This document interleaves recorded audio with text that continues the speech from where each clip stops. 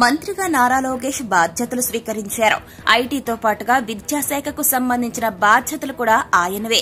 దీంతో ఉపాధ్యాయ సంఘాలు, విద్యార్థి సంఘాలు లోకేష్ ను కలిసి తమ సమస్యలను విన్నవించారు. ఆ సమస్యలు వీలైనంత వరకు పరిష్కరిస్తానని లోకేష్ వారికి హామీ ఇచ్చారు. ఇలాగే టీచర్లకు గుడ్ న్యూస్ చెప్పారు.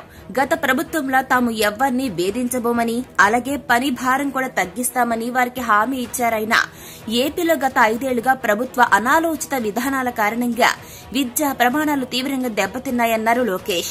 తన దృష్టికి తెచ్చిన సమస్యల్ని సాధ్యమైనంత త్వరగా పరిష్కరించేందుకు గాను కృషి చేస్తానని విద్యార్థి, యువజన, ఉపాధ్యాయ సంఘాలకు తెలియజేశారు. అంతకుముందు Nara Lokesh IT, Vidya, RTG శాఖల మంత్రిగా వెలగపూడిలోని సచివాలయంలో బాధ్యతలను స్వీకరించడం జరిగింది. తన ఛాంబర్లో ప్రత్యేక పూజల అనంతరం ఆయన బాధ్యతలను చేపట్టారు. మెగా డిఎస్సీకి సంబంధించిన ఫైల్పై తొలి సంతకాన్ని చేశారు. అలాగే పలు ఫైళ్లను పరిశీలించారాయన. ఏపీపీఎస్సీ పోస్టుల భర్తీ సమయంలో కాంట్రాక్టు లెక్చరర్ల పోస్టులను మినహాయించి నోటిఫికేషన్ ఇవ్వాలని ఏపీ పాలిటెక్నిక్ ఆల్ కాంట్రాక్ట్ లెక్చరర్ల అసోసియేషన్ మంత్రి లోకేష్ ను కోరారు.